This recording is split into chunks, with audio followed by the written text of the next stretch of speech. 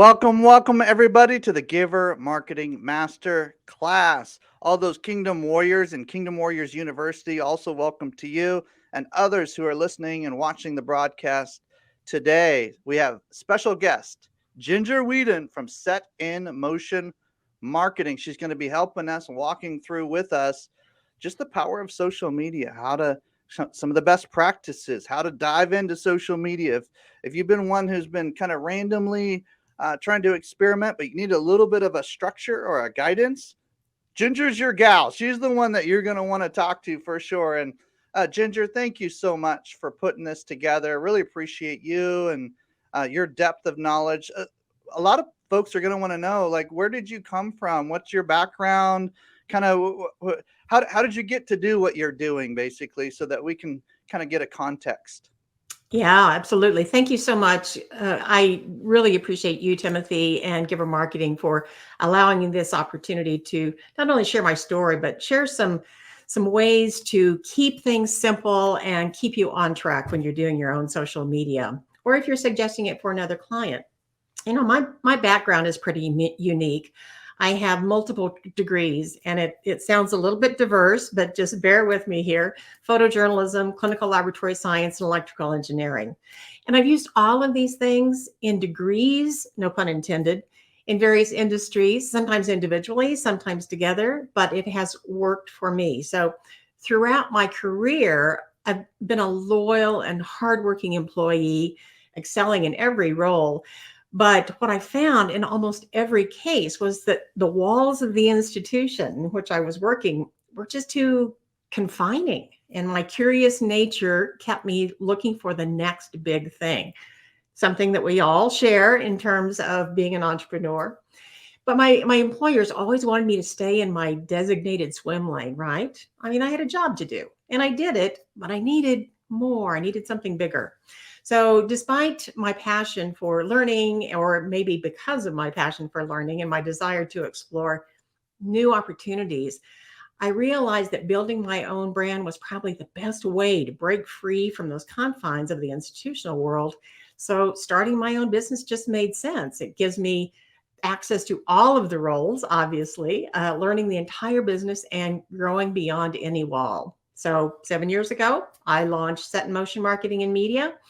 And I founded it on the principles of affectionate curiosity, is what I call it, and a desire to help other curious minds achieve their goals and grow their businesses. And I focus on serving those who have achieved a level of success that they have no inspiration or no time really to do their own marketing.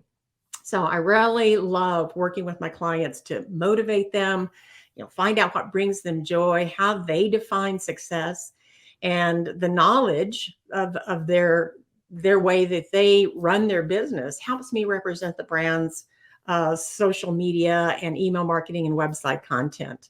I love being able to represent those brands in their voices to help them get access to their target audiences. And then what I love working with you, Ginger, and we're working on some things right now together, is your ability to take kind of that corporate world, liven it up, bring some personality to it, have some fun with it, and still have that structure that says, let's make this easy. Let's make this doable. It's okay. Lower the stress, lower the anxiety. Let's get the inspiration back. Let's have some of that going, get some mojo back, and get your vision dialed in so that it ties into your branding and your marketing, especially on social media and email campaigns and these kind of things. So thank you so much again. And feel free to, let's bring up the slide deck because you've prepared some notes today. It'll help us visually. Let's go ahead and bring that up, and then we can dive right in, Ginger, and you can start dropping nuggets so that we can pick them up and apply them to our businesses, our nonprofits, any organization that we're either running or helping with their marketing. So this will be great. Thank you, Ginger. Lovely, lovely. Thank you, Timothy. And jump in anytime if you have a comment to make. I can't see the gallery on my screen, so you'll just have to give me a verbal cue that you have something to add or somebody has a question that just can't wait. So what I wanted to do was approach this presentation with the idea of keeping it simple, but the simplicity of it actually makes you more successful. and makes you more consistent, which leads to the success. So what I've learned in dealing with social media for myself, as well as my clients, is if it isn't simple, it's not going to be sustainable. And if it's not sustainable, then why bother at all? It's like any form of exercise. If you aren't consistent, you're constantly starting over. So I never approach social media as a sole pursuit. If I'm unable to connect the social media activity to the website, then it's less likely to draw the desired traffic and have the desired effect that the brand wants or needs. So as marketers, we know that the website and the social media are just the tip of the marketing iceberg, right? The digital tip, nonetheless.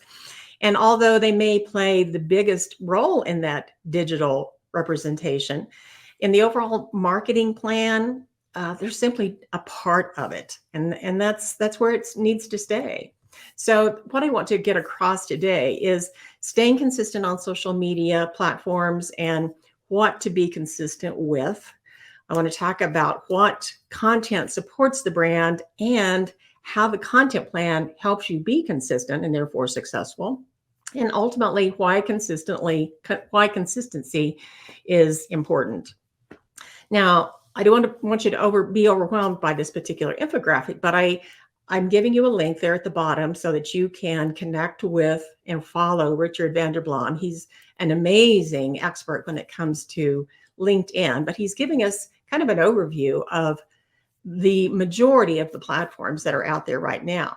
Each platform, and when I use the word platform, I'm talking specifically about Facebook or Instagram or LinkedIn, whatever it might be. So platform, channel, you'll hear me use both of those words.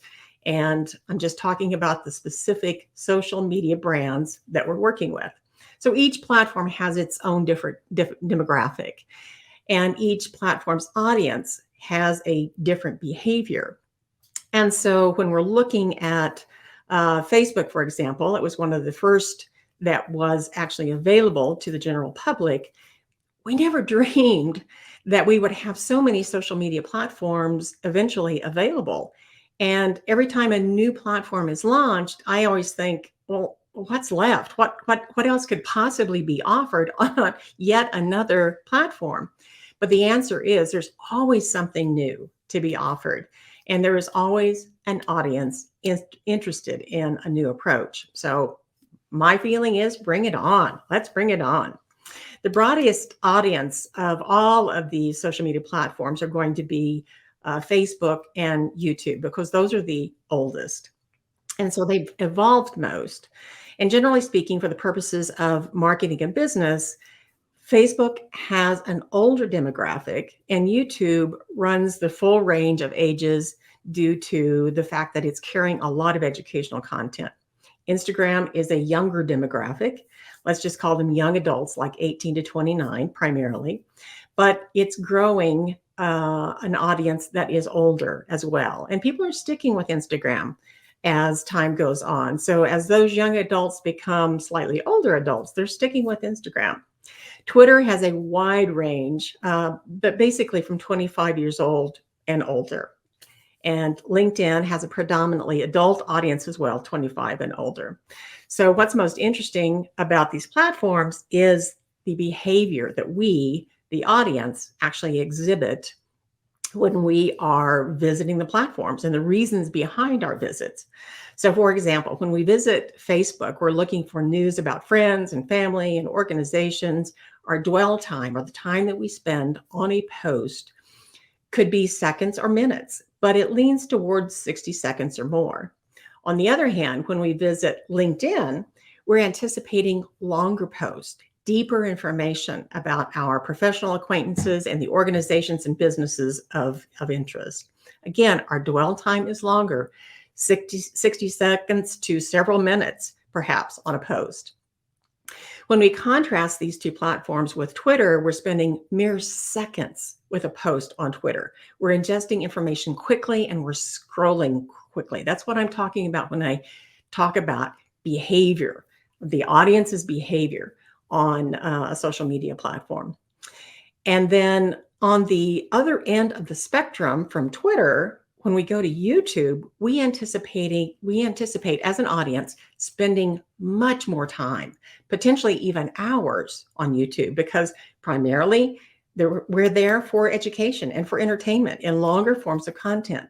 We don't spend seconds listening to a podcast video or an educational video. We spend hours.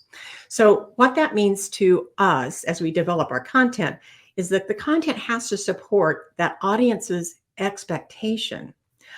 I will not be posting a 15-second video to YouTube. And conversely, I will not be posting a 30-minute video to Instagram, even if I could. The Instagram platform doesn't allow you to do that at this point, but there's a reason for that. They've decided that the shorter videos are really what their audience wants to see.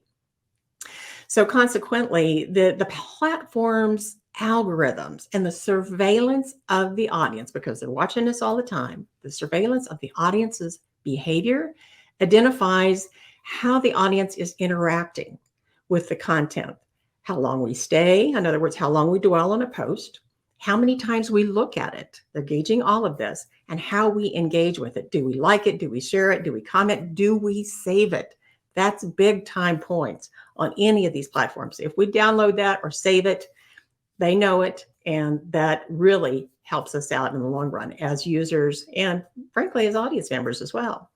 This is the way the algorithm answers the next question, which is, what else should we do with this post? How widely should we share this content from this particular user or this particular brand? When you first post a piece of content on a platform, it's only served up to about 8% of your following. I'm just going to let that sink in a little bit. 8%. Do you realize how few people that actually is? So if you have, for example, 100 followers, a piece of content only gets served up to, inserted into the feed of 8 of those followers. Again, 8%. And thus, this drives the need for us as users to grow our following so we have those bigger numbers. I'm not thrilled about that objective, but that really is what the machinery is waiting for. And Ginger, you're talking about the algorithms right now in a kind of a pragmatic way, and I'm curious, before we get to some of the questions from our panel that's coming in from the green room here in a few minutes, I'm curious of, like, are there some best practices that you're going to be touching on that would help increase the visibility? We always like to say the eyeballs and the ears right. of those that are in our audience. Is that coming here in a few minutes, or can we talk about that now?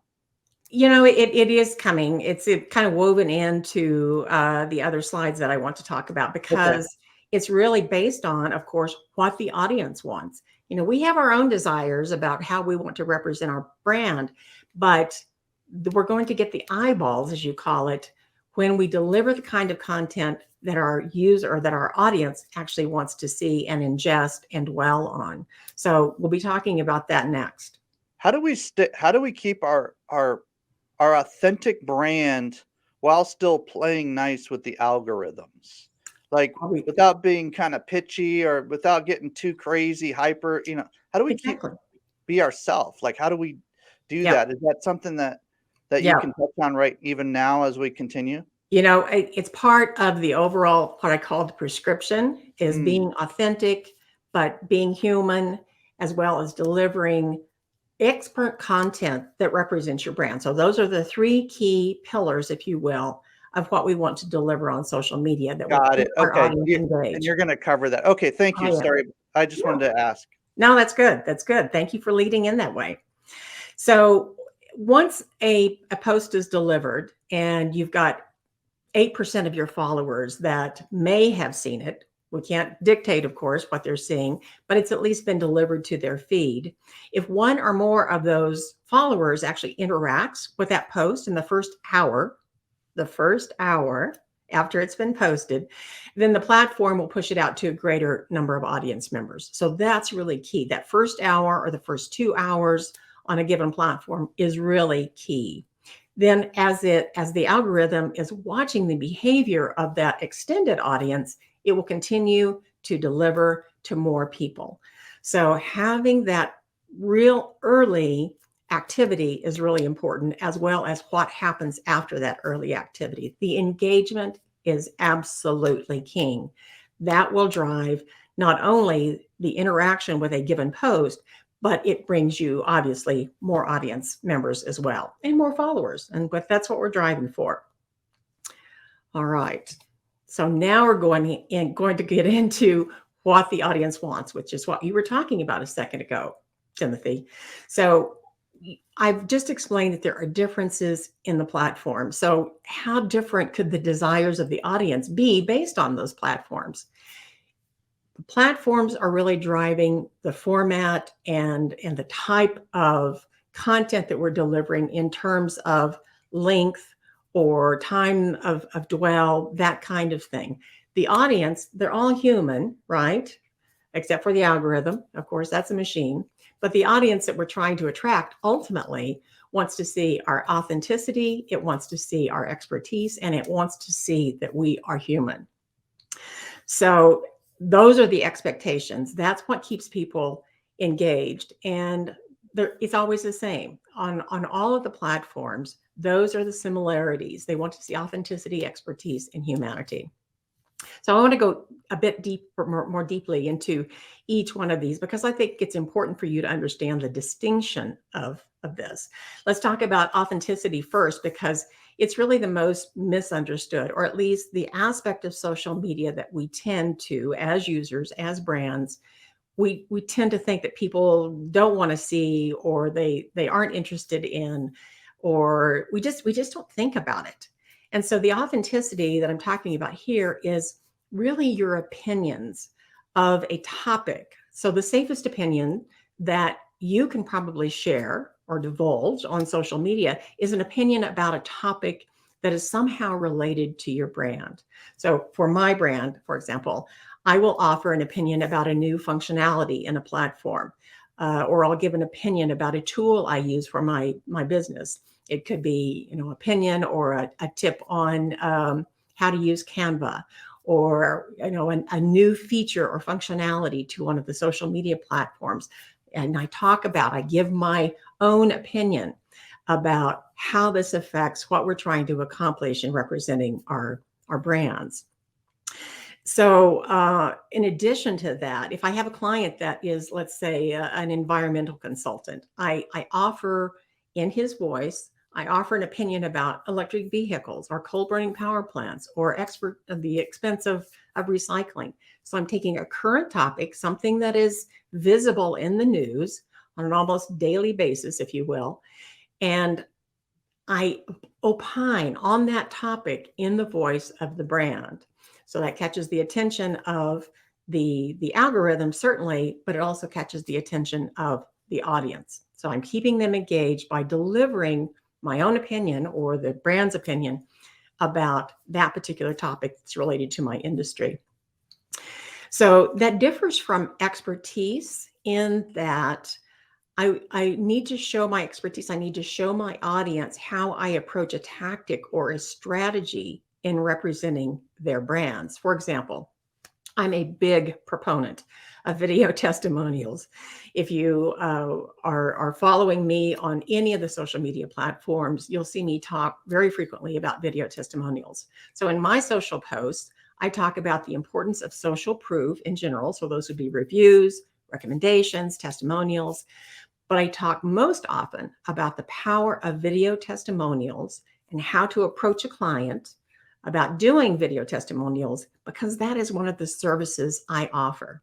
So by highlighting video testimonials as a marketing tactic in my social media posts, I'm accomplishing three things simultaneously.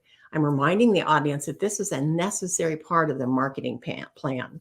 I'm probably reminding them that they don't like doing this kind of work by themselves, but I'm letting them know too that I will do this for them and most likely give them a final result that they will like much better anyway. So I hope you're jotting down questions, or you're putting them in chat so that we have an opportunity to talk more specifically about the additional questions that always come up and will make this more clear. Ginger, there's some questions that are going to be, they're already coming in. Okay. And for those who have more questions, please put them in the comments.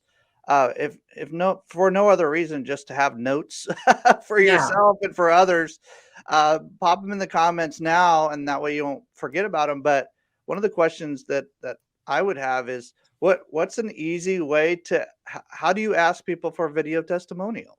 Like since Yeah. you just I mean, mentioned it, like, how do you prefer to ask? yeah. I never, ever, well, very rarely will I wait until the engagement is over. So let's say that I'm expecting a year-long engagement with a client. I don't wait until that year is over.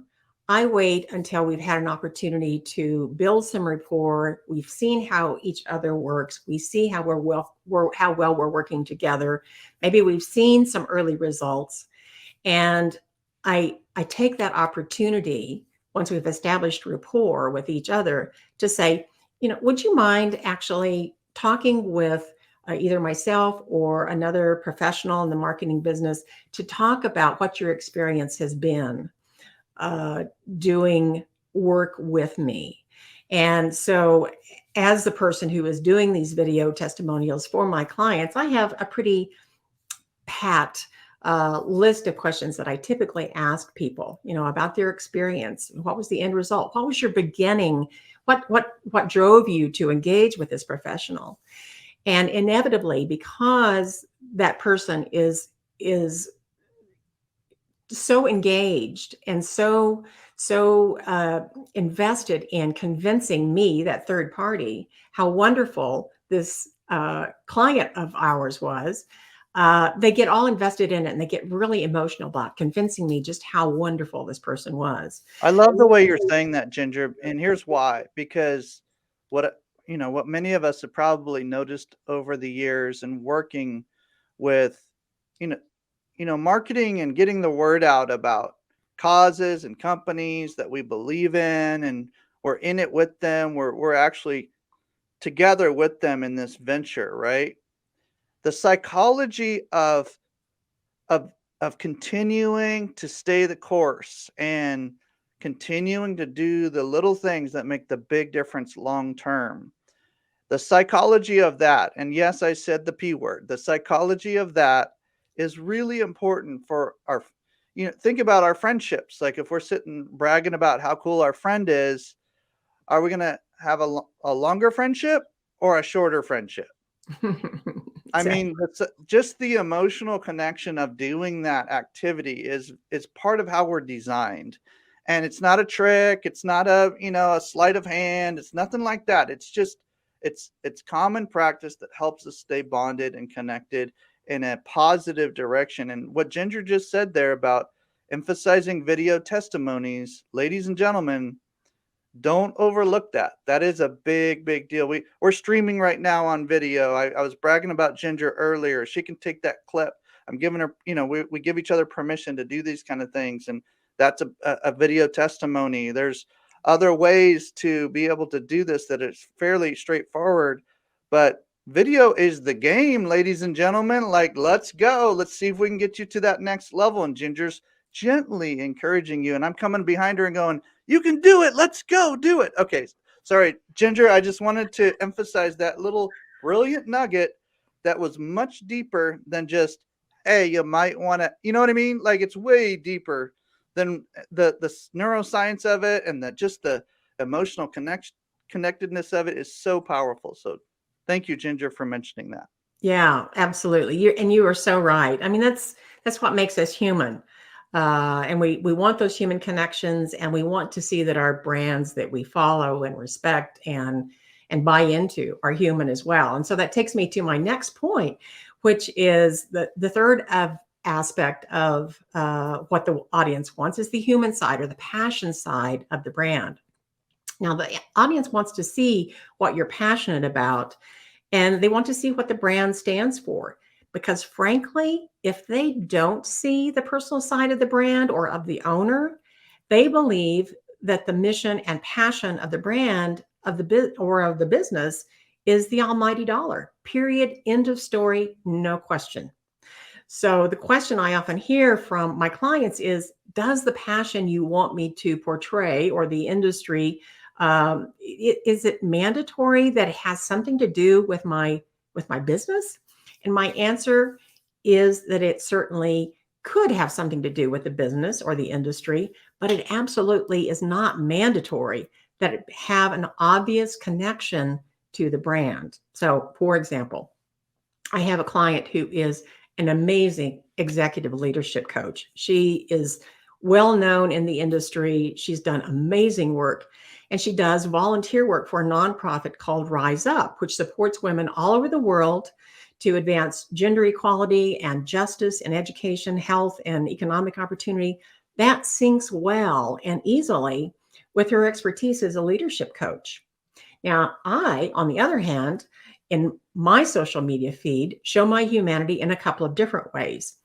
Number one, every Friday in social media, I highlight a business that I've done business with or someone that I revere in the nonprofit world that I know is doing really good work. And I call it High Five Friday. So, in addition to giving these entities a testimonial from me, I'm broadcasting my praise and supporting them to a much broader network. That's gold. That's gold in the social media world and in the marketing world.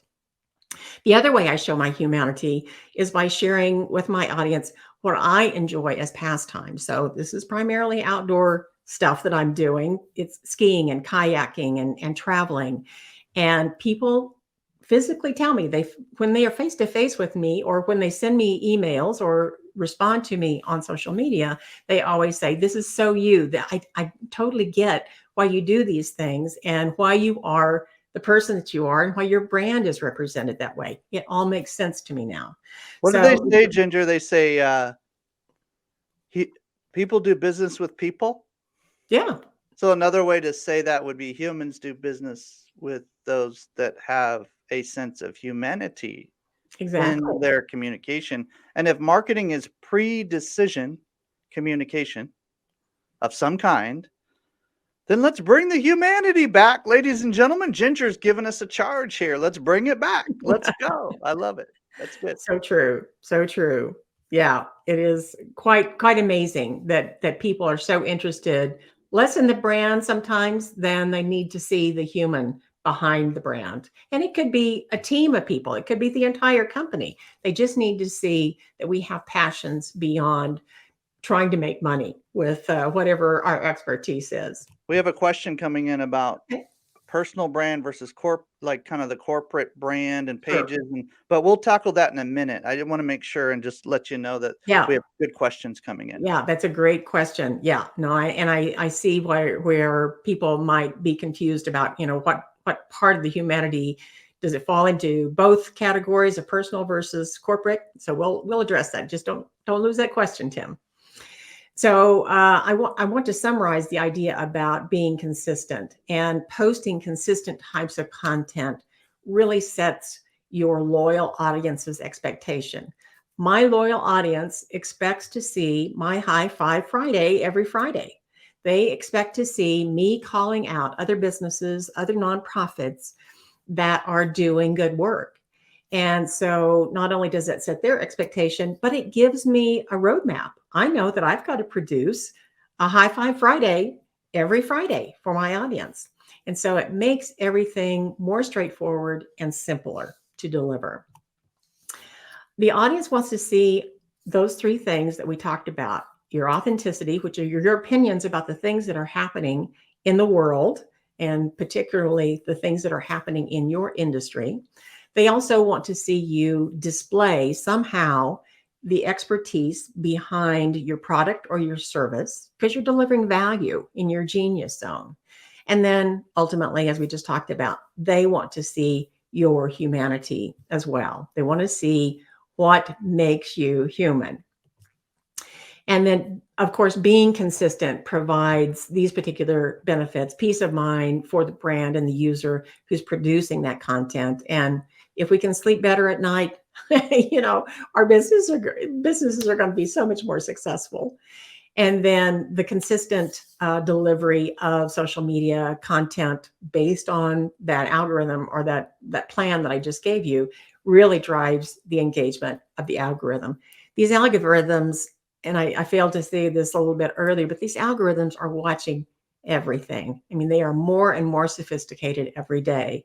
And with the advent of AI and generative AI coming into play, it's watching everything. I mean, the mere machinery behind YouTube, as we are uploading our videos, it is looking at everything, every single frame to answer a plethora of questions that it's got. Is this already copyrighted someplace else? What's the keyword that she's saying? What's in the image? It's looking at every single frame. And by the time it processes and gets uploaded to your channel, it knows everything about whatever is in that video, regardless of what the length is. So sometimes when you're thinking about why is this taking so long to process, it's checking you out. That's what that algorithm is for, at least one of the things.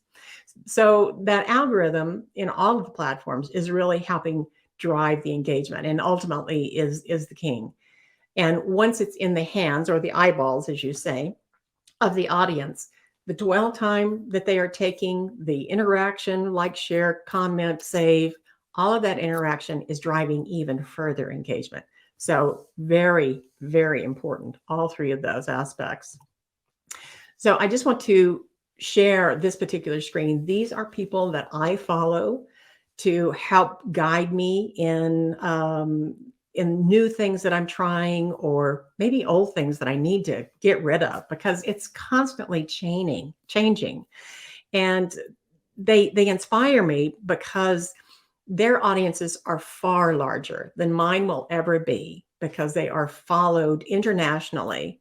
And so the data that they can deliver to me, just like that infographic we saw at the beginning, that data that they have that they can share with me is far more significant than the thousands of people that I am trying to derive data from in my own feed, in my own interactions. Well said, So Ginger, and thank you for kind of mentioning some of the other influencers that are not only influencers but professionals and reputable people. Oftentimes, will define leadership as influence plus responsibility, and ultimately, when it comes down to it, there's people that are leading well, and they're worth mentioning. So, thank you for mentioning some of those people there on the screen.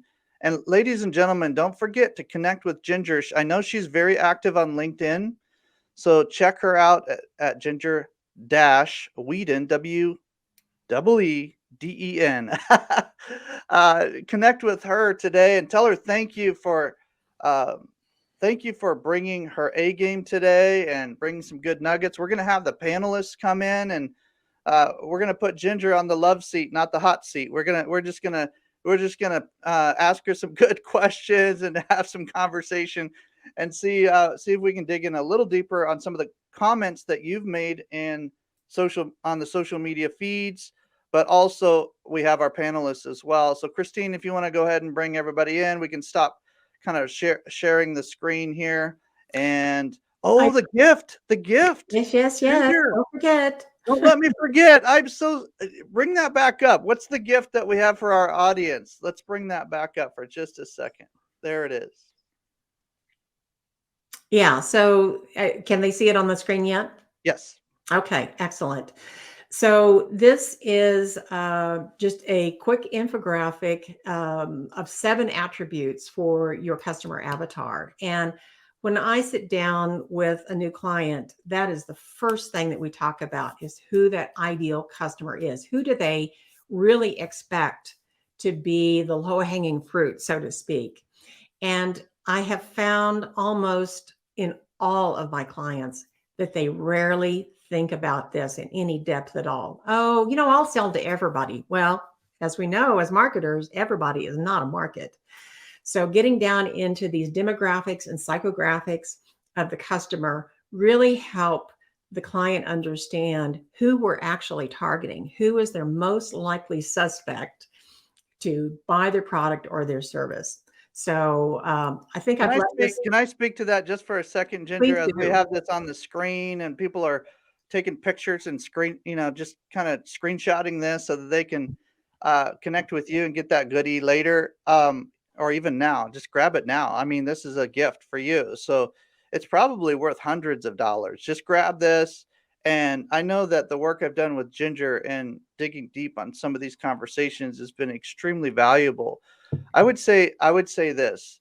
There are there are people that have been in business for a long time, or just even just starting out, and this one step right here could mean the difference between them doubling and tripling their revenue in the next couple of years to them going out of business.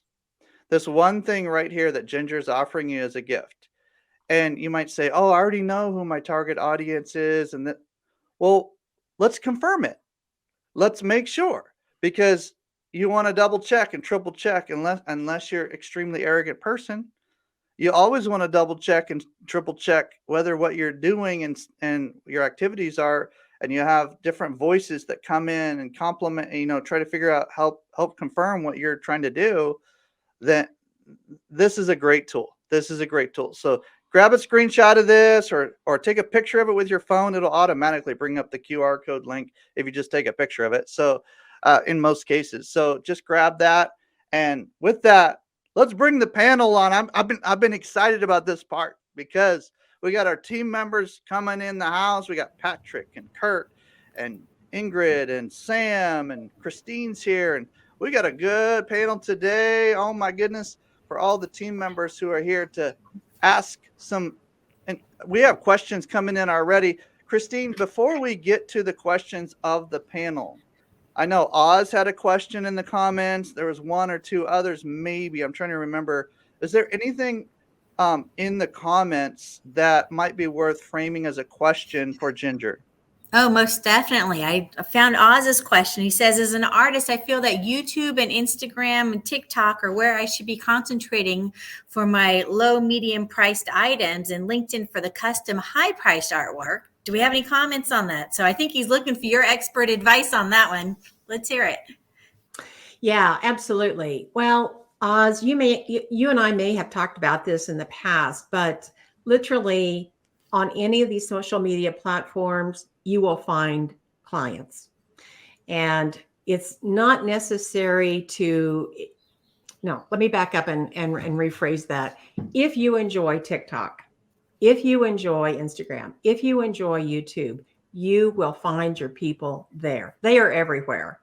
It doesn't mean that the people that are the majority of people in LinkedIn are going to spend as much time in TikTok as they are in LinkedIn. That's not what I'm saying, but there are customers everywhere. What you might want to consider is just what your product or service, and Oz, I'm very familiar with your product. I have some of them hanging in my closet right now. How does that display? So if I'm going to spend mere seconds looking at Twitter or mere seconds looking at a TikTok video, can I display my product or service quickly enough that I grab their attention? I would say with your artwork, Oz, yeah, you got it nailed, brother. I would agree with that. Good work. Good question. Any other questions? As even more might come in the comments, Christine. Anything else pop out to you, or should we go right to the panel? Oh, here we've got another one. What's the recommended platform to use for a novice starting out and new to technology? Because you're using that technology to get on your social media, but a lot of people are afraid to start, right? That can be overwhelming. Where do you recommend they give a first step? It is so true. It can be overwhelming. And as you add more and more platforms, it can get even worse. So pick something that you want to be involved with. If it's Twitter, great. Then dive deeply into that particular platform and don't move on to another platform or add another platform until you feel like you're comfortable in that particular initial platform that you've invested in. So whether it's Facebook, which is a safe and relatively user-friendly interface, or LinkedIn, or whatever it is, dive in, get familiar with it, get confident with what you're delivering. That's the key to this, is not only consistent content, but confidence in what you're delivering on a consistent basis. And then you'll be successful anywhere. That's a great tip, ladies and gentlemen. Great, not a good tip. That's a great tip. Like, that's something you actually want to do today. Like, apply it today. Don't feel like you need to get overwhelmed and go start 17 different, social media profiles. Do what Ginger just said. I couldn't have said it better. I've heard a lot of people talk about this, but that was so succinct. Hey, Christine, I want to honor Patrick, and he's laid out a couple of good questions in the comments here on StreamYard. And if we could go with Patrick first, because he's kind of organized his questions, and then we can kind of go more free flow. That would be great. I love that. Patrick, you had some great questions for us. We saw in the back office here. Yeah. So can you hear me okay? Perfect. Super. One of the questions I had, Ginger, was when you were talking about getting quicker responses, which is always kind of a hard thing to do, because you're never, I always use 12%, but that 8 to 12% that you're only hitting.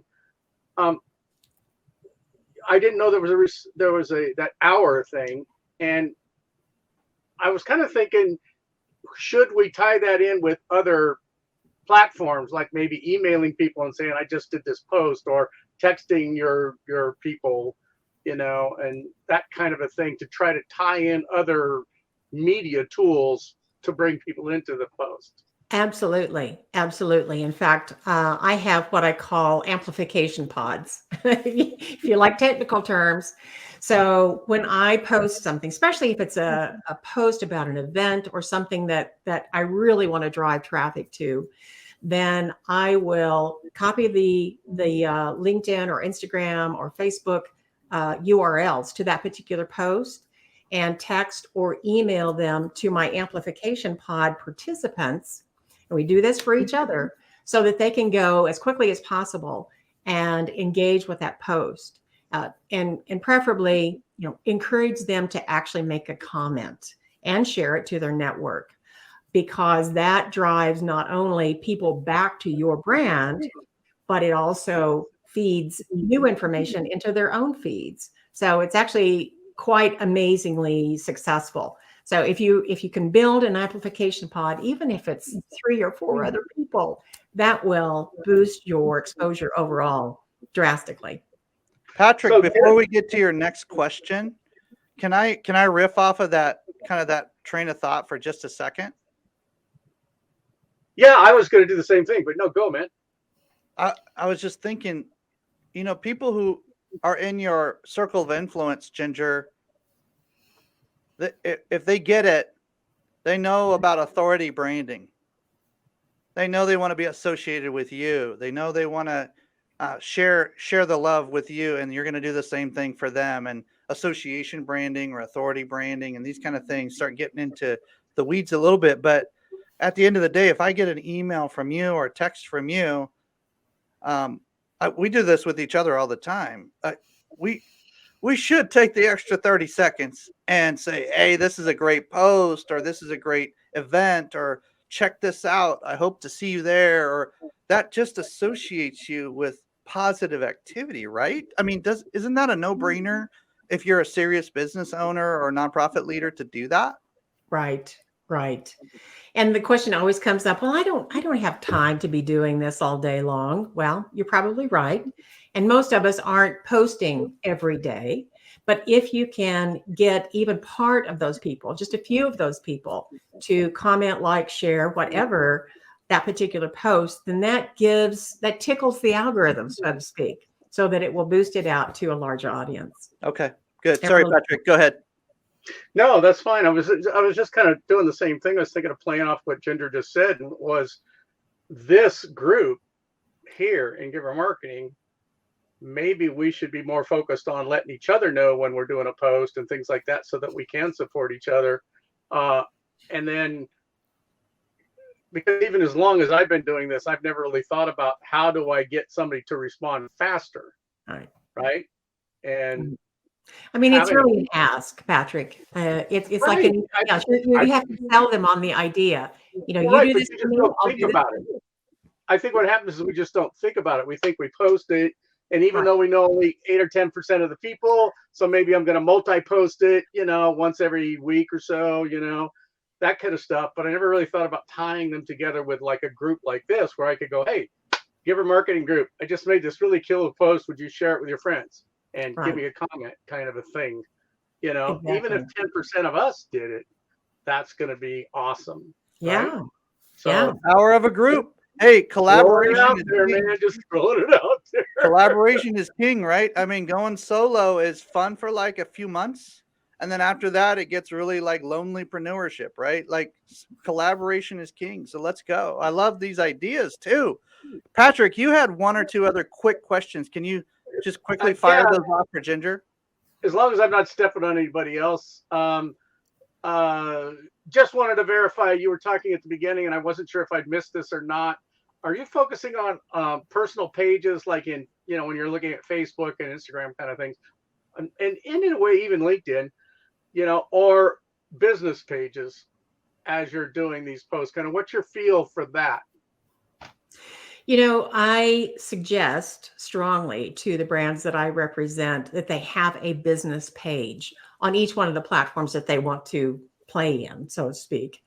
And ultimately, what we do is we connect that to the personal page. So, what you'll see my brands doing that I manage is we will post original work to the business page, and then preferably within that hour or two after the post, I will go share it to the personal page so that I have the benefit of all of that probably huge network. It's probably the personal network tends to be much larger than the business network number of followers.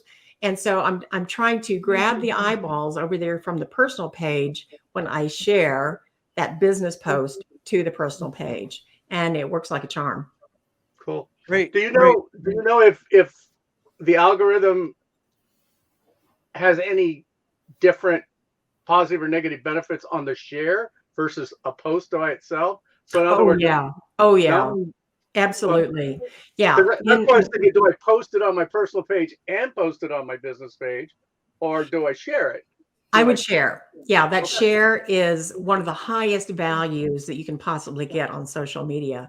So if you're sharing Timothy's post to your network, the algorithm sees that as digital body language, so to speak, and says, okay, well, Timothy must be saying something really smart. So we're going to boost that out to a much larger audience. And it also ties your expertise between the two accounts and put the two personalities. So it's a win-win for everyone. Ginger, you just said digital body language. I don't know that I've ever heard that phrase before, but it's brilliant. I think I like it too. there's like a little book or a little like guide or something there. I'm just loving this. Okay.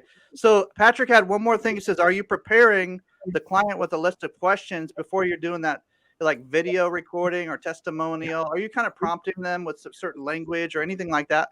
I absolutely am. I don't want them to prepare particularly, but I don't want them to memorize something because that takes all of the fluidity out of the video interview. But I do give them the questions just so they feel like, okay, I've got a handle on this. She's not going to ask me any crazy questions.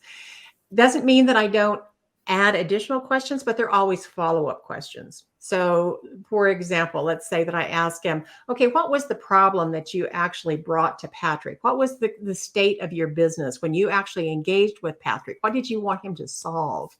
And so they'll talk about, oh, my business wasn't going well. I needed to be visible to a greater audience, yada, yada, yada. And then a follow-up question would be, okay, so what was the first step when you first engaged with Patrick? What was the first step in achieving those results?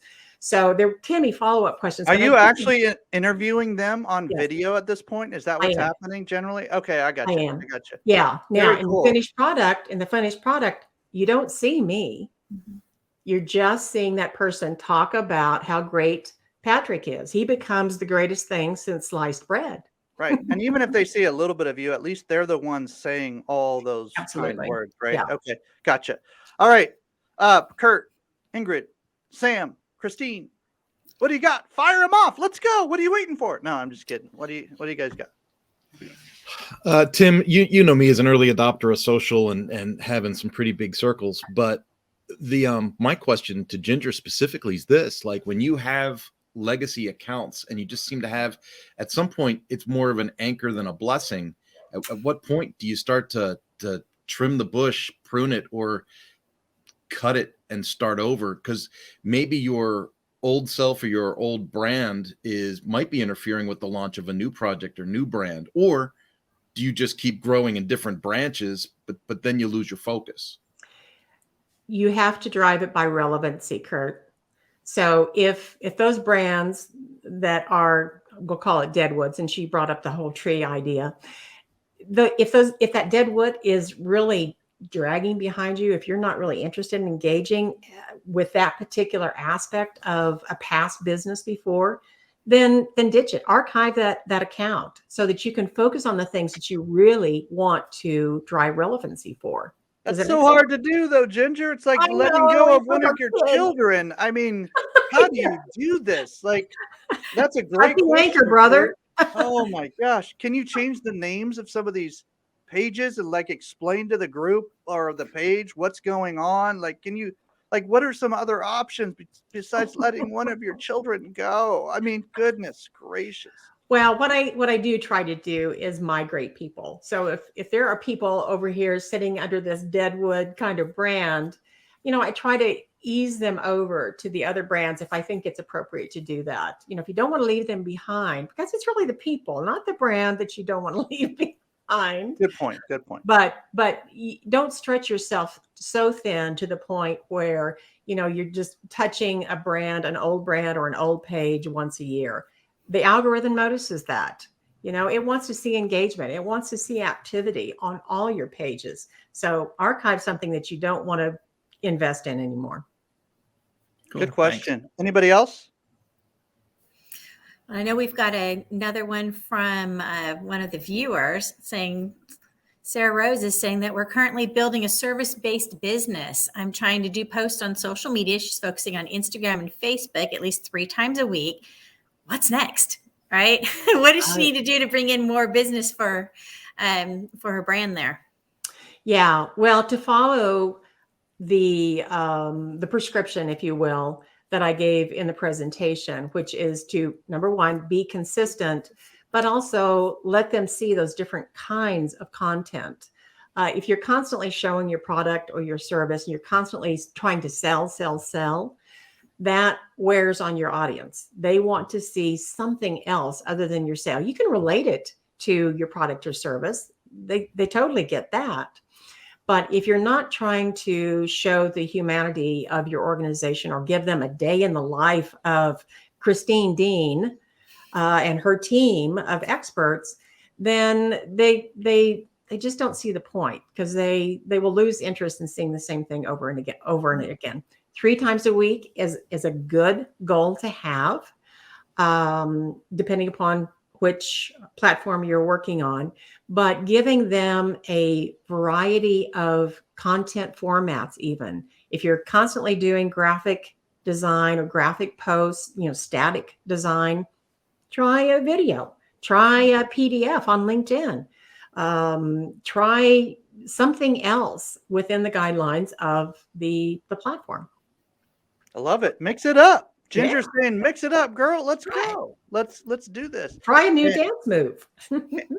And if you're gonna try to dominate, and there's billions of people on those 2 platforms you just mentioned, if you're gonna try to dominate, then the best, most efficient use of time might be what Ginger just said. It might be as simple as mix it up. Let's go. Let's try something different. And it might be more fun. If you're selling on your platforms, Ginger's gonna cringe. You don't really want to make Ginger cringe. She will mess with you. Sam, did you have anything?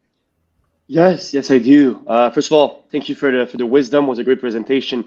One thing that stick with me was video testimonial.